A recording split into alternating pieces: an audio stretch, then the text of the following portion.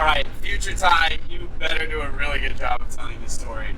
Because this did not go how it was planned whatsoever.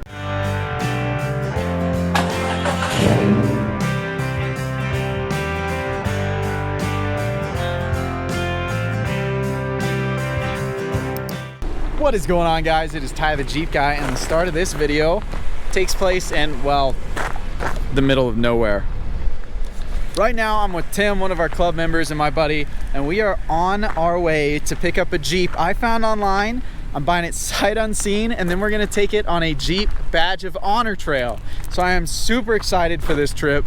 Right now, like I said, we're in Wyoming, somewhere in Wyoming at this gas station that's literally the only thing we've seen for like 120 miles, which is really not uncommon for Wyoming. So tag along on the adventure. Next stop is going to pick up this Jeep. I'll show you once we get there and if we end up taking it home. So stick along for the adventure.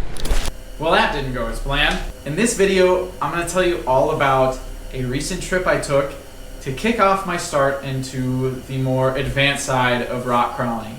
Obviously, in my eyes, Judith is a really well-built Jeep. It does everything I want it to do. But I also don't wanna go lay it on its side in a creek bed. So I decided it'd be nice to get something that I wouldn't feel as bad if I did that.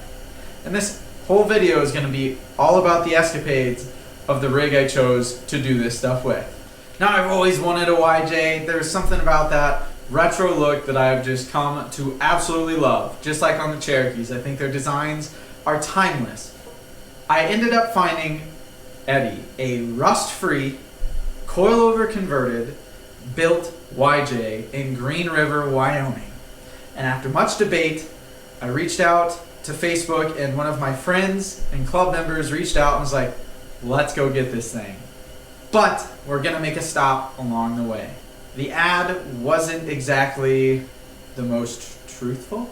You know, it was a rust-free Jeep, which if you don't know what you're looking for, and if you don't look at the pictures closely, it was certainly a rust-free Jeep. But unfortunately, the passenger side fender has a pretty big rust hole that I gotta figure out how to take care of, which is easy. I can just replace the fender, but it's got this like super cool retro paint job. I don't wanna replace that. But yeah, that's going on for it. It's got rust on the rear tub, which I have solutions for all these things in the long run, right? But at the time, I was a little bummed. You know, this thing, it said it didn't leak oil, but when you floor it, it burns oil pretty dang bad. And the transmission, the only reason I know it has transmission fluid in it is because it leaked transmission fluid everywhere. It let me know that, you know, it was in there, and if it stopped leaking, it was probably empty. However, the drive shaft angle was still pretty heinous. I mean, the output shaft was like here, and the drive shaft was like here. Obviously, that's gonna cause issues. I was like, I took it on a 20-minute test drive. What could go wrong? This thing's gonna make it 800 miles almost all the way back to South Dakota, right? Seems easy enough. So, against my better judgment, I decided to take this risk of buying this Jeep while we were 400 miles away from home. So after some documents were signed and some money was exchanged and a little bit of judgment from Tim, we take off to start heading towards our first destination to stay the night so that we can run Monument Ridge the next morning. And I was full of hope. This Jeep ran the 3-hour drive all the way to Pinedale, I believe it was. 70 miles an hour, just trucking along, no issues. I'm like telling myself, like, dude, you really did it. You got a solid platform to build. Oh boy, was I wrong. And so that is when our roadblock entered the picture. It became an episode of Roadkill trying to get Eddie home. Well, good morning. It's the beginning of day 2. We decided to stay in Pinedale, Wyoming. We still have Eddie. Eddie's making it just barely though. He's just trucking along. There's no such thing as bad Jeeps, just bad owners. He's got some neglect, but we're gonna get him all fixed up and straightened out. But today we're gonna try and make it up Monument Ridge. We figured we're close to a Badge of Honor trail, so we'll give it a shot. So before I start pouring gasoline everywhere, I'm gonna make sure we're filled up and get ready to go. We were heading towards Monument Ridge when all of a sudden I lost two-wheel drive. All right, so we got an update. I'm on my phone and Tim's behind me. We're in 4 low. I don't know how to switch this background, but we are in 4 low because Eddie has decided he doesn't want to drive in too high. So I have a feeling it has something to do with the transfer case linkage. I was under there and it looks like the person that built this used a combination of the factory YJ linkage and the XJ linkage. Okay, so we're limping it up this hill and I'm hoping we can get it somewhere flat and I can get this fixed. Now at this point the Jeep's dead on the side of the road. Nothing's open to even try and get parts to see if we can get this thing back on the road. We decided we're already almost to Monument Ridge, so we loaded up in the green Goblin and we took off and ran the Jeep Badge of Honor Trail, Monument Ridge, and it was phenomenal. It was absolutely beautiful.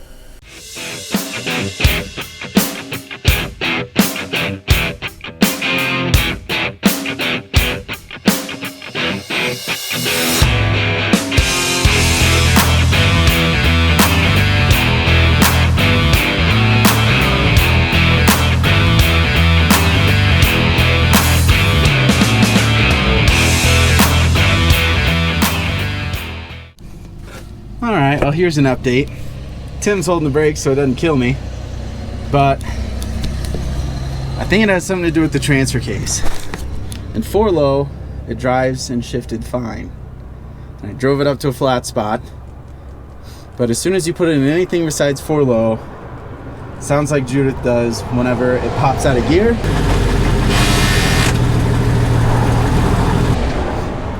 So I'm thinking that the linkages on here just aren't adjusted correctly. I'm not going to adjust them. I'm just going to get this thing into 2-wheel drive and see if that fixes it. Fingers crossed. So, just because I did film a whole lot, but it involved a U-Haul, a very spanked tow dolly setup, 35-inch tires that will not fit a tow dolly setup, and thankfully it got here.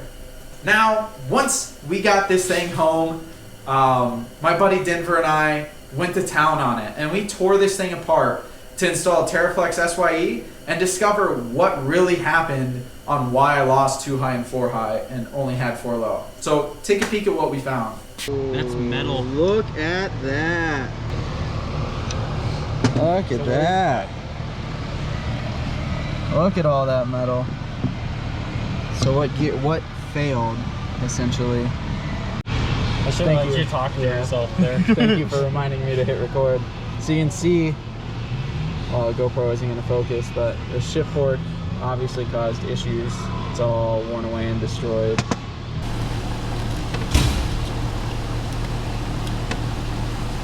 Honestly, yeah. I don't know where it went.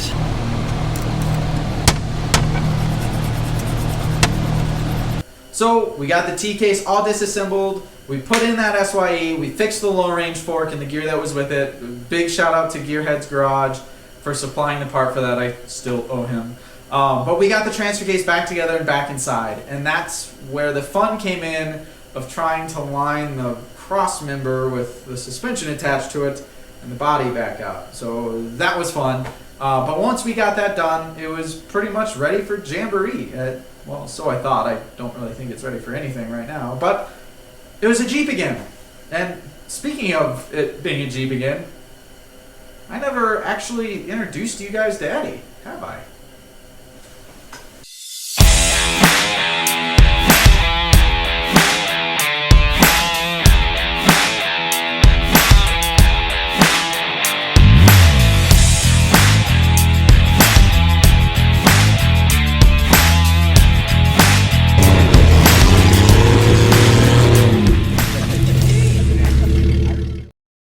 All right, this is Eddie.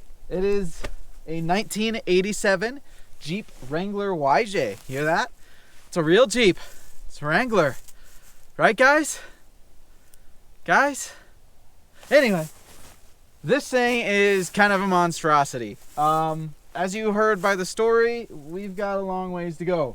But yes, it is a 1987 Jeep Wrangler YJ. It has the drivetrain from a 93 Cherokee swapped in it. So it's got the 4-liter, the AW4, and the MP231 transfer case. It has a Dana 30 in the front and a Dana 35 in the rear. It's got the 456 gears, ARB lockers, and we've got some plans to swap that out, which I'll tell you at the end of this video. It has a Ramsey winch, but it shoots sparks when you use it, and it doesn't work half the time. So I'm gonna try and rebuild it and save it just because it's kind of old school cool, and hopefully I can save that thing. We'll see. The winch line that was on it was absolutely horrible. I was never ever going to use that winch line. It was extremely unsafe. So, well, let's be honest here, the whole Jeep is extremely unsafe. Something that I hope you guys have noticed by now is there's no leaf springs under here. This thing has a black diamond coilover conversion. To my understanding, they're from like the early 2000s, and yeah, I've heard love and I've heard hate on them. It uses a style of bushing similar to the Ford radius arm bushings, but I can't find any anywhere to rebuild the suspension. So that's where the future plans I have in store for this thing come into play. I've got a laundry list of things to do. I forgot to mention that Eddie uses a VDO speedometer. Now, the PO told me this was a GPS speedometer, but I discovered that it is still very much a wired speedometer. And ever since I've done the SYE, I still have to figure out how to wire that up. So, yeah, stay tuned for that. Here's where it comes into what you have to look forward to. I have never really built a Jeep besides bolting things on, and obviously this thing needs a lot of work. Now, I've got my hands on a set of 392 axles from a 2022 Jeep Wrangler, well, 392. Overall, they're about a foot wider altogether, so 6 inches on each side. They've got obviously lockers and everything in them. I'm gonna gear it to 513 gears, and on top of that, this suspension setup, I cannot find any rebuildable parts for it. I can't find bushings, I can't find any of that. I've already talked to AccuTune Suspensions, and they're able to rebuild the coilovers that came on this. So I plan to send those off and get them rebuilt.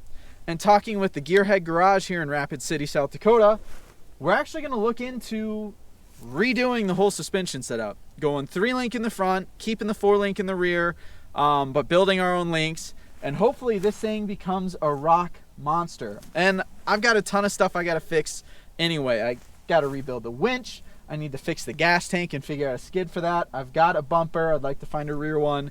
I've got armor for pretty much all 4 corners.